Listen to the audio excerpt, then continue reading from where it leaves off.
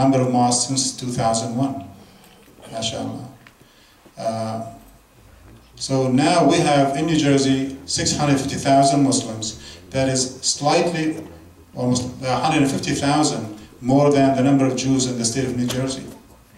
When you take that number and share that with a politician, our numbers begin to have a value to them. But what we need is to translate that numerical advantage into political currency so they can understand the value of our votes. That we haven't reached yet. But inshallah, in due time, in 10 years, maybe less, maybe a little more, our issues will become center stage when it comes to local, county, state, and national elections. Right now, we're in the process of building that constituency. And those of you who are here and those of you who are not will begin to be called upon to vote or to donate. There are two ways you can impact the political process and the election results: by you voting and donating. By doing neither, you sit on the sideline and your issues will never become of interest to any politician, however moral or principled they are. That's the premise of American politics.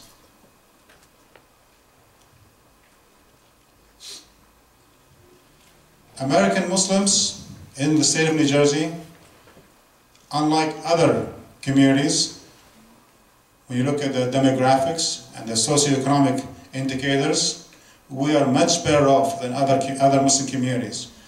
Not only that we are organized or more cohesively organized in the northern part of the state, so there is demographic presence that is noticeable, but also the number of American Muslims who are educated, who are with high incomes and engaged in political activities is much higher than other states.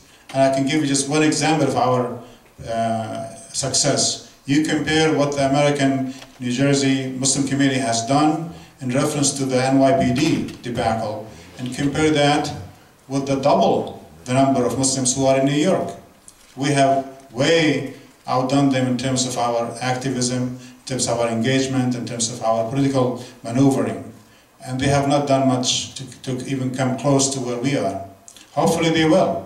I think they lack the organization. I'm sure they don't lack the interest or the desire to do more. But I think in New Jersey, we have begun the process of harnessing our powers. We need, absolutely, we need to do more, and that's why I'm here today, beginning that small, slow, tedious process of encouraging 1 or 2 or 20 or 50 of you to join us so that we can build those foundations throughout the state so that our political presence is felt by those who decide our futures. There's always that saying, which I'll share with you. It's always said that if you want your issues to be on the table, you better be at the table. We are, right now, our issues are always on the table. There's no question about it. People are deciding our future for us, but we are rarely at the table. Whether it is a small county committee for a party, or a school board, or a council, or a town, or a legislator. 650,000 of us, and we don't have a single American Muslim elected official in Trenton.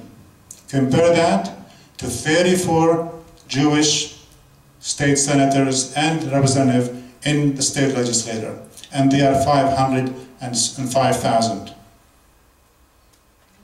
Just think of that and try to answer it in your own way. Say, what can I do to change that? There's nothing illegal. There is no conspiracy. They're not breaking any laws. It's us not taking advantage of the opportunities available to us.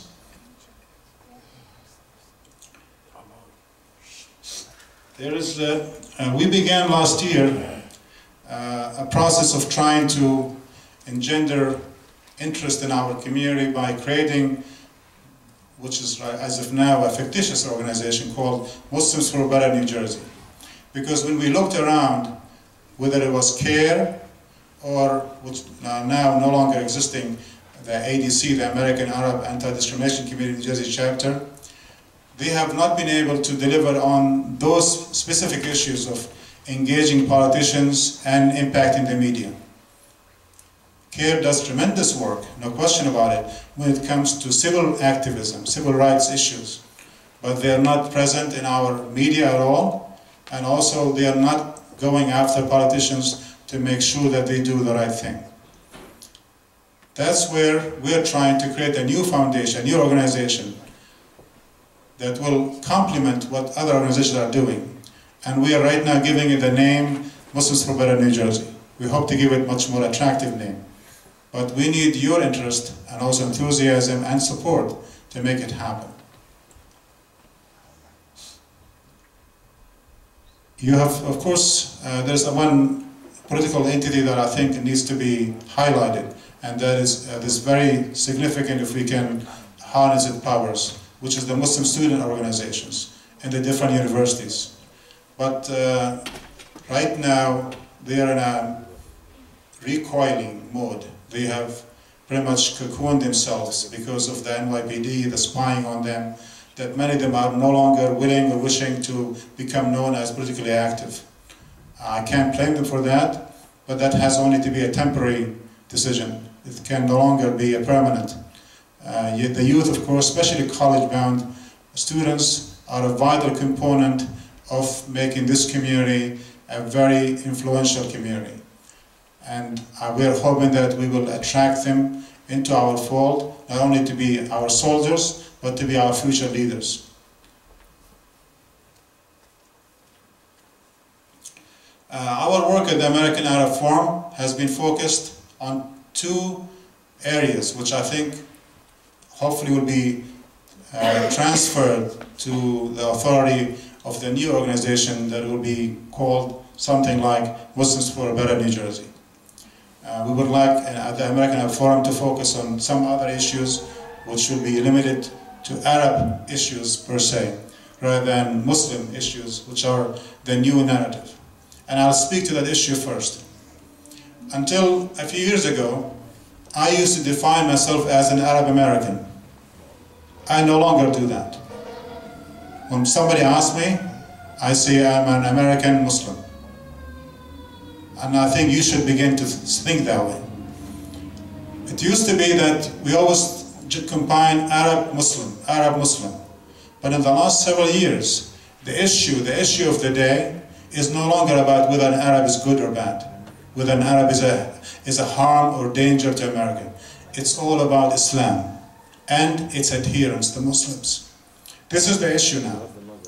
And in the next 15 years, as American Muslims grow in power and numbers, this will be the political ideology of our community. We will no longer need or be even desire to identify ourselves as being Muslim from Bangladesh or Muslim from Indonesia or Muslim, an Arab Muslim. Our identity will be that of our faith. It is not necessarily our choosing, but this is the reality that is unfolding. And our power will be harnessed through our mosques and our religious organization. So that's how I see myself. That's how I see our political power. And when somebody says actually they are an Arab, usually it means they are an Arab Christian. This is not to say that we have lost our cultural attachments and unities, but this is a developing, organic narrative that is taking shape because of many reasons. There is no question about it that many in the Christian Arab community have decided that there is no interest in maintaining the relationship with the Muslim community because of 9/11, because of the potential for harassment and castigation. So they have chosen to isolate themselves from our community, understandably, but that's the way it is. What we need to do then as American Muslims is to organize around our religious identity, as the other communities have done. Christians have done that, Christian right and Christian left. The American Jewish community has done the same thing. And after all, our faith is the most uniting factor. We are a big ummah. And if we can translate what Islam has dictated us to do, I think we stand to make this country better not only for us, but for the rest of America. So we have focused on two issues. One is legislation, and one is the media. Going back to 2004, we were the first organization in New Jersey to introduce legislation in the city of Patterson, which is the largest city in northern New Jersey, the second in the state, that criticized and demanded the condemnation of certain aspects of the Patriot Act, which some of you may know, some of you may not, but it was the result of 9/11. 2 months after 9/11, 245 pages were shoved down the throats literally of our politicians, and they had to vote for it. They had no choice. It stripped away many of our rights, and it gave the government powers that till now we regret, and we have been unable to regain these rights, including the warrantless search and the deportation based on secret evidence. In 2008, we worked diligently to create the first ever Arab American Heritage Commission, which is the first not only in New Jersey, but also in the United States. And now it's part of the state, the Department of State. And its effort will be felt soon as we have already began to work with the textbook, so that the textbooks that talk about Islam, Muslims and Arabs will be changed so that will reflect reality. Right now we stand really on the margins of those textbooks. There's a 700-year gap. When you read the 7th or 8th grade social studies book and you go into the high school, you will see either no existence for our contributions to civilization, or when they do, it's usually maligned or mitigated as did not make any difference. Oh, they just translated books. They didn't do much than that. We need to change that. That's a long process, and hopefully when that happens, school children will begin to link the Arabs and Islam to a vibrant civilization that made this country and this Western civilization what it is today. And will be difficult for them to hate us because of that. Right now they really have no idea what our culture stood for, what our faith has done. And that's why it's easy for them when you teach them, when they see it on TV, the bad Arab, the bad Muslim, to connect with that. But if they grow up in school from 7th through 12th grade, having learned a little bit more about our history and culture, and now they're exposed to reality outside, it'll be more difficult for them to retract from that. They say, hey, but I read in school, the Arabs accomplished this, the Muslims did that, what about that? And if we can at least create that doubt in their minds, we will have made a significant achievement in reducing the level of hostility towards our faith. And that, inshallah, is going to happen in a few years. We're working on that right now. The other one is the School Choice Act. Last year we worked with the legislator to encourage the drafting of legislation in the state of New Jersey, which says the following, and I'll be brief on that, that as a parent, you have the right to send your child to the school of your choice, because you as a parent has the best interest of your child in mind. And definitely you don't want him to go to a school or her that you think will not be of service to the ideals that you have for your children. What that really translates is that if you decide to put your child in a private school or a public school or a religious school, the money that you have paid in property tax should move with that child. Right now, if the laws that doesn't allow you, if you send your child to a Muslim school, you have to pay tuition for the Muslim school, plus you're paying property tax. We think this is unfair.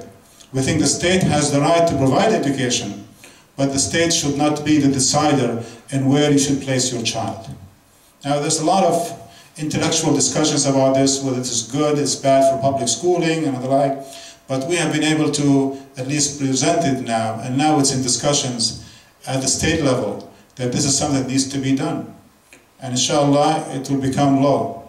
And I will share with you how we can do that.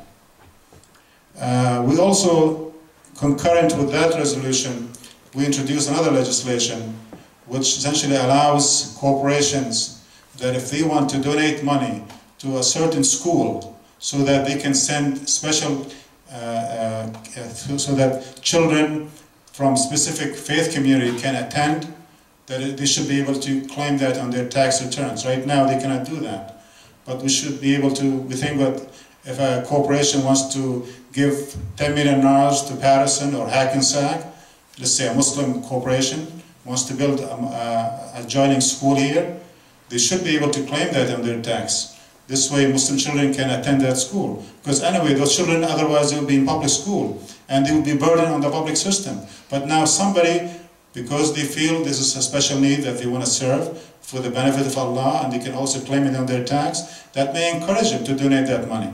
We think this is good. It's good for America. It's, the country has, in large measures, we lag in all educational standards compared to other countries. We need to become more innovative in how we provide education. And this is one of the ways that we're trying to promote. The last one, which I will devote more time to, is the foster care bill. This really is very special for me. And I'll share with you in a bit more detail about the impetus for this, how it came about. So I spoke about the legislations. On the media angle, since 2001 or so, we have written over 400 columns and opinion pieces in the New Jersey newspapers, and they were picked up by literally hundreds of other newspapers around the world. And I'm hoping that some of you have had a chance to read some of them. We are the only Muslim voice in the state of New Jersey that not only intelligently, I believe, but also frequently speaks on our issues. No one else in the state of New Jersey speaks on our Muslim issues except the American Arab Forum. In a way, I always say it's a shame that it's the only one. We think there should be at least 10 of us doing the same thing. Imagine if there were 10 American Arab Forum organizations doing the same message, sending the same message about our community. Imagine the impact. But we are one. But one can grow into 2 and 3 and 4. And that's why we are here today, to get you excited about the idea and to show you the fruit of our work. Because sometimes we are very suspicious. Why should we support you? Why should we even believe in you? What have you done? Well, here today, we are going naked in front of you to tell you what we have done. Hopefully you will judge us favorably and say, you deserve our support. But our work is not only in published spheres. Our work was more critical, is what you never see is behind the scene. We have been able to earn the trust of the editorial teams of many newspapers, especially the Star-Ledger and the Bergen Record, which are the 2 leading newspapers in the state of New Jersey. And I personally, frequently, I'm on conference calls with the editorial board asking for my input on issues impacting our community.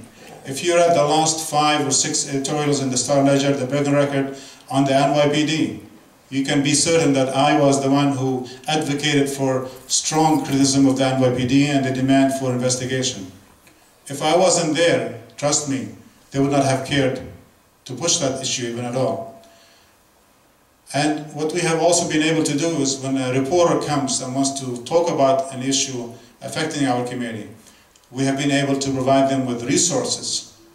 I have personally gone with them to the mosques, to schools, interviewed individuals, the imams, making sure that their job is made easy, providing them with information, and also individuals to make commentary on those important issues. So the 4 issues I'm going to talk about is, we're going to be talking about 4 issues which we have been engaged in, and I'll be very short. We'll be talking about the Imam Qatanani case, which some of you know, hopefully all of you should know. This is really a decisive trial that's taken place in a few months, May 7th to be exact. It's almost 4 years to the date from 2008 when we won the first trial. And we also will be talking about the primary elections coming here on June 5 between Pascrell and Rothman. And we'll be also reflecting on the contest for the Senate between Menendez and whoever is going to win the primary. Okay. Ready? I'm going to just show you a 3 minutes documentary from 2008 at the conclusion of the Imam Qadlani's trial.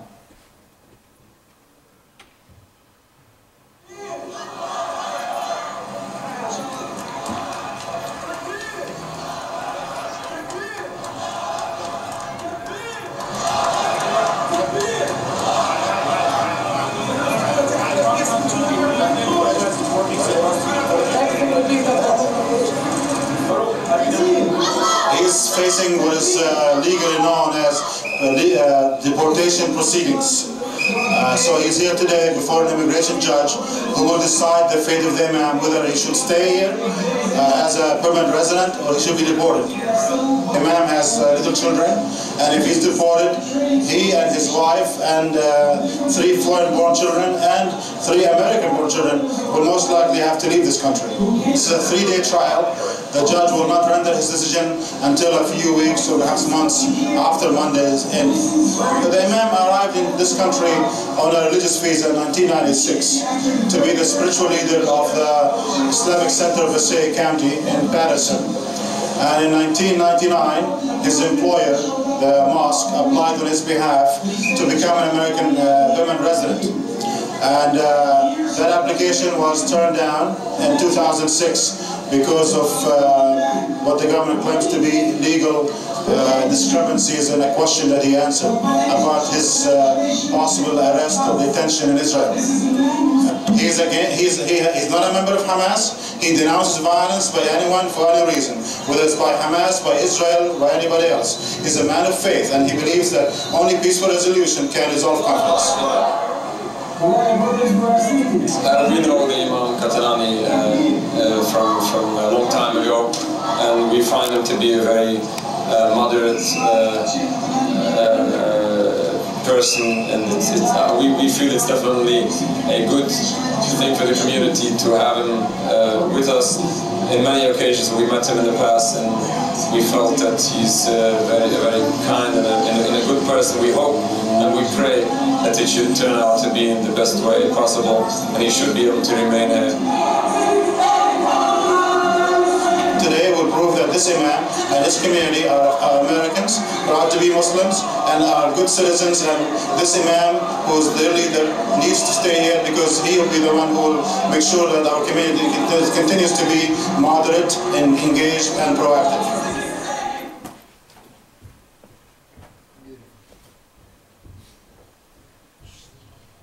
You know that the conclusion of that trial was that we won the first victory. The judge rendered a verdict demanding that the U.S. government issue a permanent residency status to our Imam.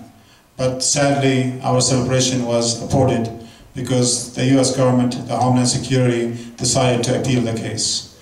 And in 2010, their decision was returned, forcing the retrial of the case again before the same judge.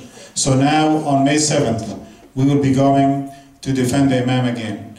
Now, the reason why it's important that all of you should become part of this process is this is a battle for wills. The government knows that they will lose. That's why they have already told us that even on the end of this trial, on May 7th, that they plan to appeal the decision if they lose. So they are trying to send a lesson to us. They're hoping that this community will give up and that they will be able to dictate the narrative for our community for the next decades. We have told them that we will continue to fight because that's the fight for justice, it's the fight for what is right, and that the government has no legal foundation to continue to harass the Imam. So I'm hoping that you will stay engaged, know more about it. Our website, the American Arab Forum, will have more information. It already has a lot of information you can check it out. So May 7th in Newark, we expect a 3-day trial, decision maybe a month or so later. Hopefully this will be conclusive and the government will decide not to pursue it. But we are not certain because they have already sent signals that they plan to appeal. But the political decision, if we had that, of course, if we had that political currency, as I spoke about earlier, if we had enough politicians who can use their influence, they can force the government to withdraw. Right now, we don't have that. So we have to use the legal means to achieve our objective.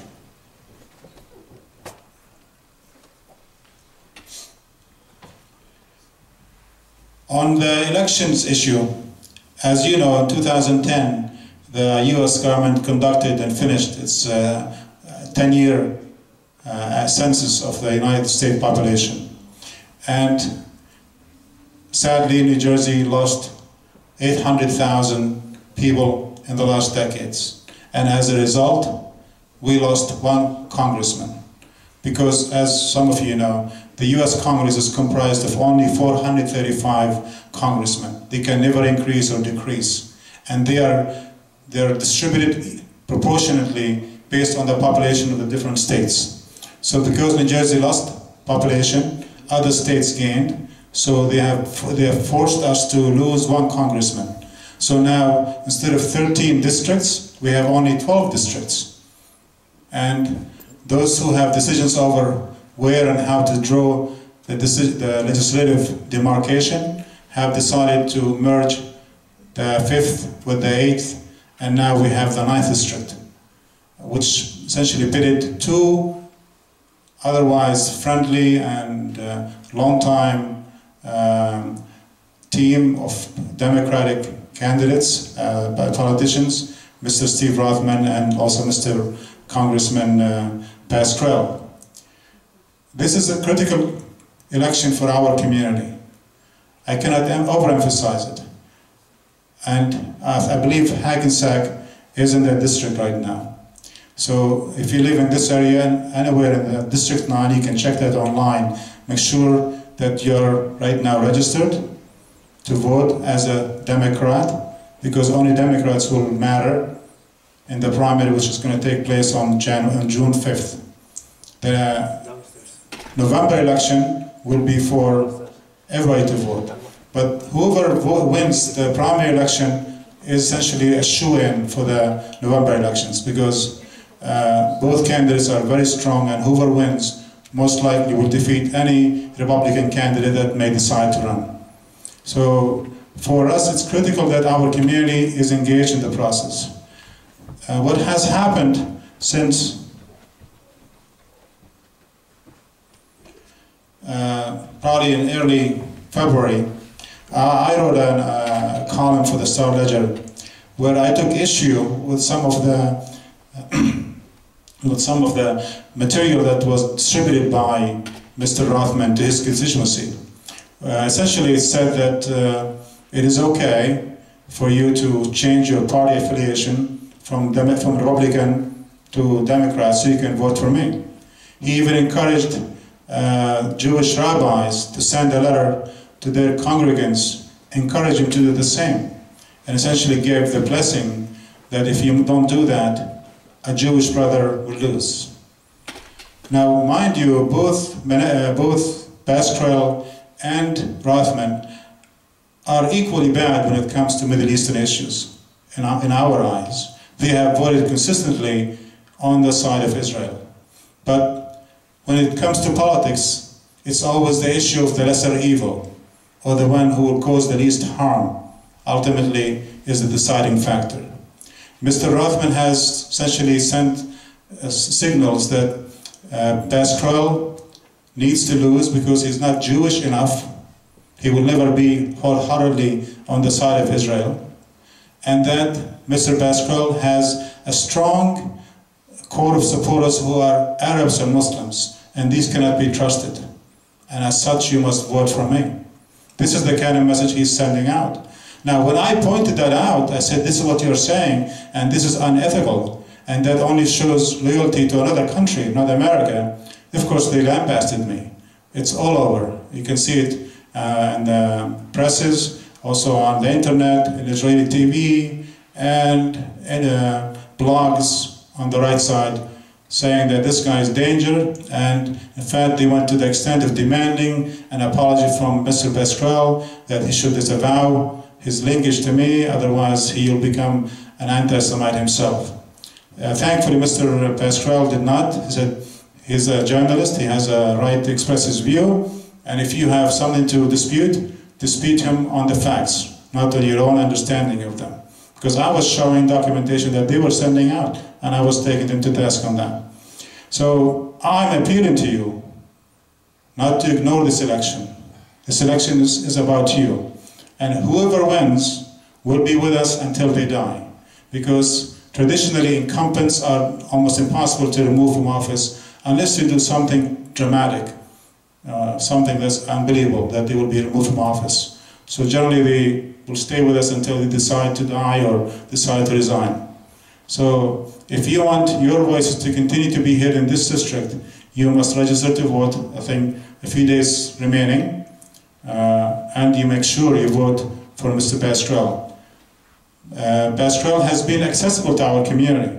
He's not the best candidate by any means, but he has allowed himself to be invited into our mosque, into our homes. He has spoken about our issues, at least in not as destructive a fashion as Mr. Rothman has. He has in fact hired his deputy chief of staff, a Muslim, Asad Akhtar, right here in Paris, which is unheard of for any non-Muslim politician. So we need to recognize that. We need to show him that we thank you for what you have done, but if we deliver the vote to him, I can assure you our issues will become his. Otherwise, our issues will become nobody's. So it's up to you. Each vote will count. Only 55,000 are expected to vote. So 27,500 will be the deciding factor. And the Muslim community has no less than 15,000 that can be delivered. If we can get 5,000 guaranteed who will vote for Mr. Pasquale, we can sail to victory. You can do it, I know. Just make sure you vote and tell everybody to vote. You can vote by mail, you can go there on the day before, so there is no excuse. Please take the day off to vote. It's that critical. If you want your children's future to be secure, to have a chance for them to be protected, and our faith no longer to be harassed and castigated, this is an opportunity for us to set the stage. And if we win in New Jersey, I can assure you, other states will begin to listen to the Muslim community. Here, as Muslim community was able to organize effectively and vote for the candidate of their choice, and he won because of them. This, what I hope will be the headline the day after the elections, that the Muslims delivered Pasquale victory. Otherwise, don't complain.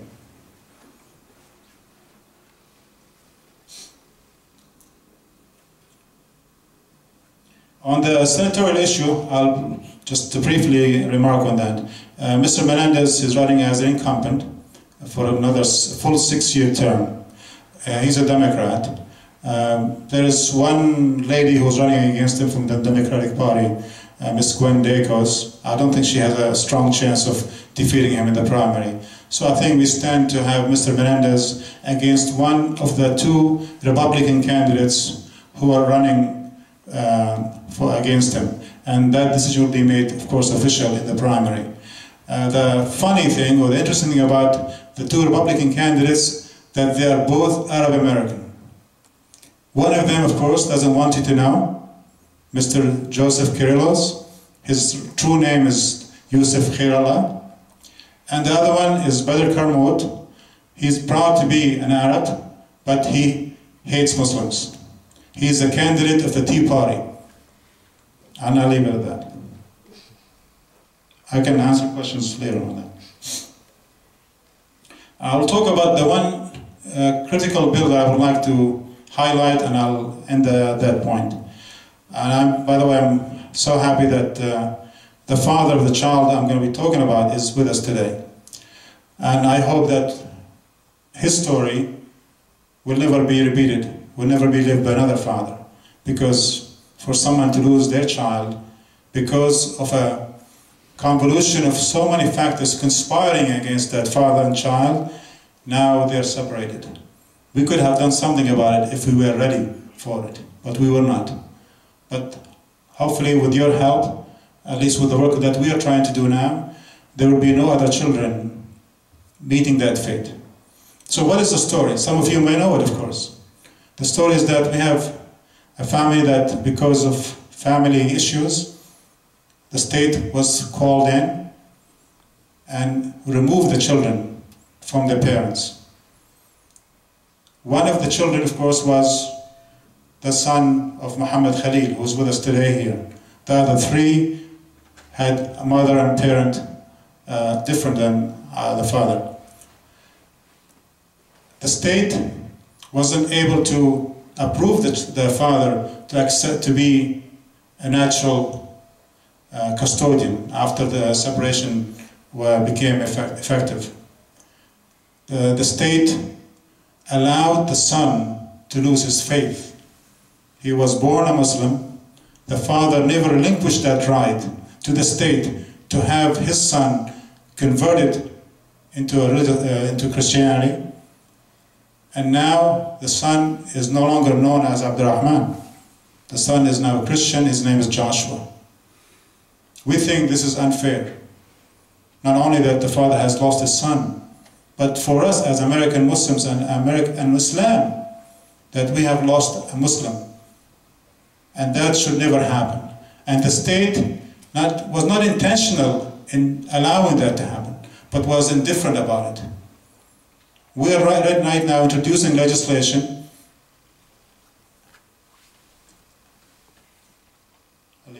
we have introduced legislations in the state, and thankfully a Jewish who's also a rabbi and also a legislator, his name is Gary Sher, after reading our article, contacted us and said, "This story touched me so much, what can I do about it?" And I said, "I'm hoping that you will agree to introduce legislation that will not make this story happen again, not only for a Muslim, but also for a Christian or a Jew." So he said, "Can you draft something for me?" So we did. We drafted several paragraphs, which essentially said that if a child is removed from his parents, that the state, through its agencies, the DIFIS, the Division of Youth and Family Services, must endeavor to place that child with a family that is compatible, both culturally and religiously. So if a Christian child is removed from his parents, the state should endeavor, should do its best to place that child in a Christian home of the same cultural background. Now, in the rare event that that is not possible, that is, the state has the right to place that child somewhere else, but on a conditional temporary basis, until they are able to place him in the right place. And more importantly, if that child is placed in the wrong home, that the judge will no longer be able to excuse himself from considering that as a reason for removal from that family. Right now, if you complain to a judge, say, "Judge, but he's a Muslim living in a Christian family and they're taking him to church," the judge will have nothing to do with that. Says, "Sorry, this is not within my domain. I cannot discuss that. The religious issues are not my mandate. The law tells me I should not talk about that." What we are about to do with our legislation is to make that mandatory on the judge, that if the issue of faith is considered, that he should maintain the religious tradition of the child. And if that happened, of course, with the case of Abdurrahman, he would be with us, or at least with a Muslim family, and would not have lost his faith. And definitely the circumstances would have changed. So right now, this legislation is being discussed by the state. As a rule, there is one in the state assembly, and there is a similar one in the state senate, and both eventually will be merged to make them into one. And we hope that they will become law in a few months. With your support, we can do that.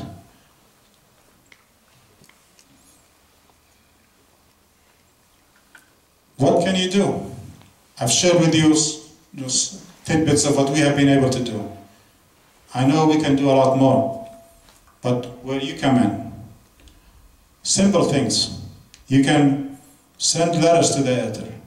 Many of you have access to newspapers or over the internet. You read stories every day that disgust you, that make you angry. You wish you can do something about it. Well, you can. Believe me, and from someone who is now engaged in journalism and in the media, I can tell you, even though your letters may not be published, but they do count. Every day, they get hundreds and hundreds of letters on any given issue. And to them, they count those who are for and those who are against. And they decide their editorial based on that. If the community is really pushing for an issue, and they're getting 500 letters saying, we want X to be blue, believe me that the newspaper will next day will say, X should be colored blue from now on. That's where we fail as a community. I look at the newspapers every day on issues impacting us as American Muslims, and I see almost no response. I don't know why. It must not harm you, it must have hurt you, I think. It needs to bother you enough that you say, one paragraph from me, and maybe 50 like me, will make a difference. And believe me, they do. Even though they may not publish them.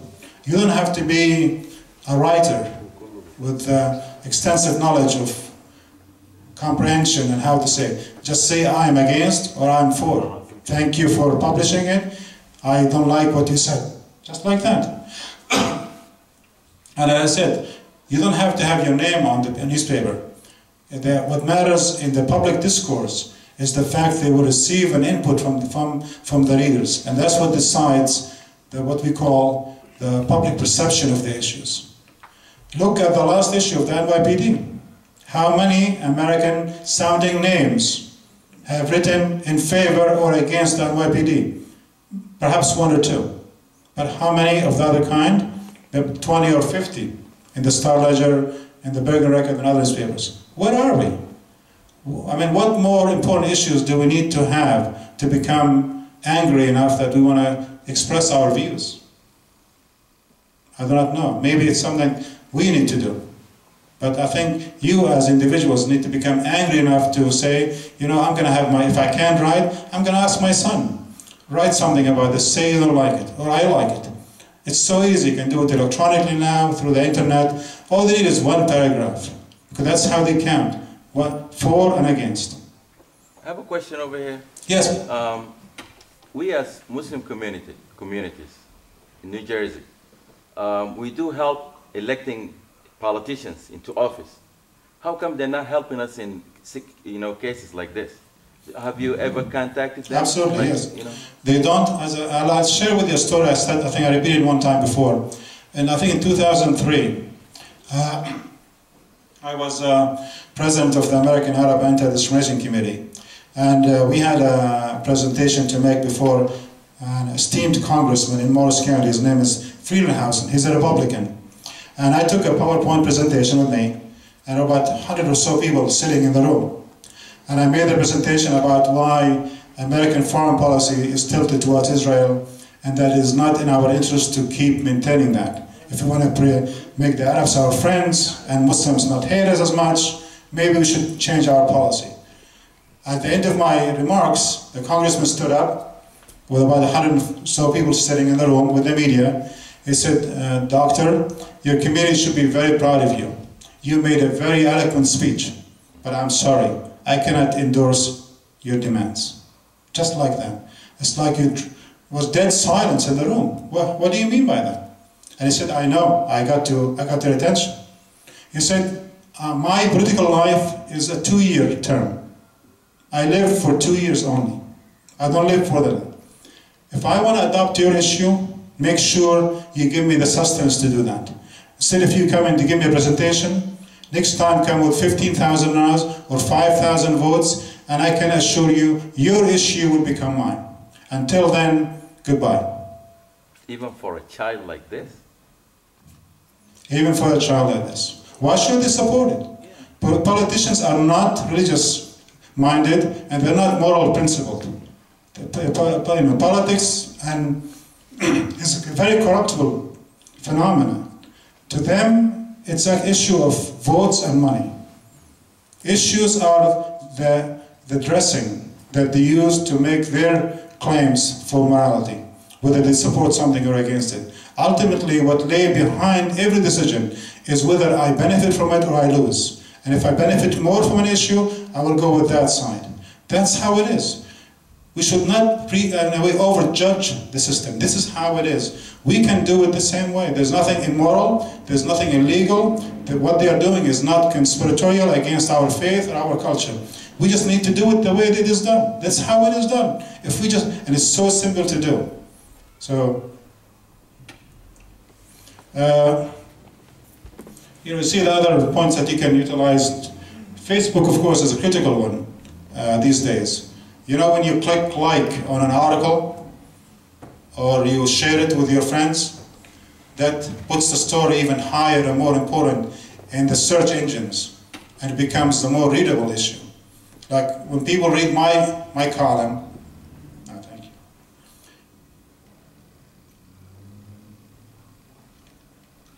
And you click on it like, and thousands of you do the same thing. Immediately, my editor sends me an email saying, we made money today. Because that's how they sell their newspapers online, is by how people read and approve or like an article. So even if, so you gotta be careful when you say you like an article. It means you approve of its content. Unfortunately, Facebook doesn't have a dislike option, where you dislike something and you're demonstrating that. Either you have to say like or don't respond. So I invite you to always read my articles and say like, because that's what will make my editors like my articles, and hopefully will keep giving us the space to express the views that are important to you. Because they sell the advertisements on the side, and that is based on the number of clicks, how many people actually look at the column, not necessarily read it, by the way. So that you can help me with that. What's your Facebook page? Arif Asaf, my first name and last name, but also through the articles. I'll give you a link. Okay. This is what you can do to help us. You can join the American Arab Forum. It doesn't cost you anything. Just go online, just sign up to receive our newsletters. Very simple to do, very painless. We send maybe 3 or 4 times a month newsletters containing very original articles and very specific issues dealing with New Jersey. We don't copy and paste from other states or other countries. Our focus from the beginning till now has and remains to be the state of New Jersey. We're not desirous of becoming a national organization because there's so much that we can do here in New Jersey. We need to demonstrate to ourselves, to our community, that we can become a success story. And what we have done with the Arab Heritage Commission was emulated in Michigan. And they came to us and said, how did you do it? And we shared with them our knowledge. And now in Michigan, there's an Arab Heritage Commission in Michigan because of our work here in New Jersey.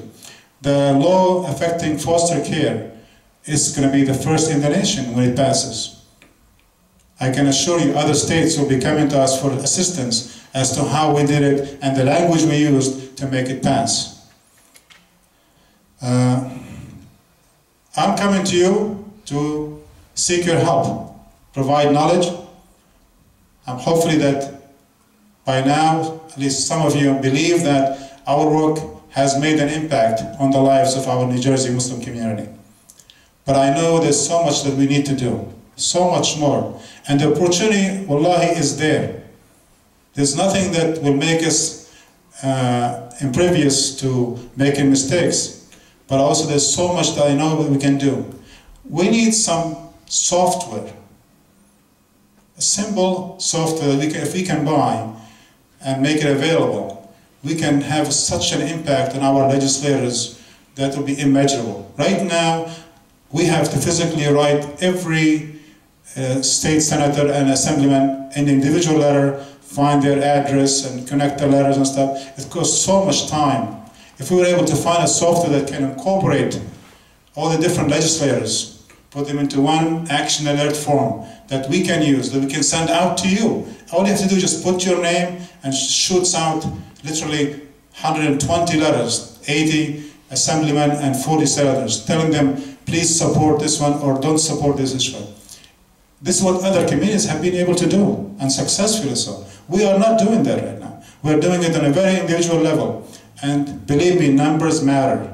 Because that's how politicians look at us. The numbers. Not the issues, the numbers. Is this community voting for me? Is this community supporting me? And then, if that becomes on their radar an issue, then our issues become of interest to them. So we need to let them know that we care about this issue, please support or don't support. This costs money. I'm hoping that 1 or 10 or 5 generous people say, we will commit to buying this software and maintain it for the American Arab Forum so that you can do the job for us. And hopefully that will happen soon. We are not giving up. We will continue to seek help. So I'll try to conclude now by, first of all, thanking you and thanking Allah for giving us this great afternoon to be together. I know some of you already have questions that they would like to ask. So I'll stop at this end, and hopefully that this will be one of many discussions we will have, and hopefully the next time we'll have the room full of people, hopefully the young people who will come and become part of the process. And with that, I thank you, and Jazakumullah kul khair. Assalamu alaikum. Excuse me, regarding this software that you could contact a lot of people, there's a place on the internet, a website, iContact, that's able to contact 5,000 people at the same time, but you need to subscribe for $50 a month only. Yeah, what we're looking for is not like sending emails to individuals. We want to send letters, action letters to politicians. And there's a special software. It costs about 3,000 NAS every year to maintain it for us. Yeah, that one is, I'm aware of that. We have a free one. My brother Jamal has been able to help us with that. But what we're looking for is a very professional software that will be able to send you the link with the information. Say, please, sign your name, and we'll send on your behalf a letter to all the elected officials in the state of New Jersey. If you want to contact the newspapers, want to contact the school administrators, anyone in the state of New Jersey who's a public official, we will be able to access them through that. And this will have such an impact. I can assure you, for example, in the foster care bill, right now, we are the only ones who are sending letters. But one organization is not sufficient. What we need is not only the organizations in the state of New Jersey, but the 600,000, we have no less than 100,000 able to send these letters. Imagine if 100,000 letters are sent to the 120 legislators saying, please,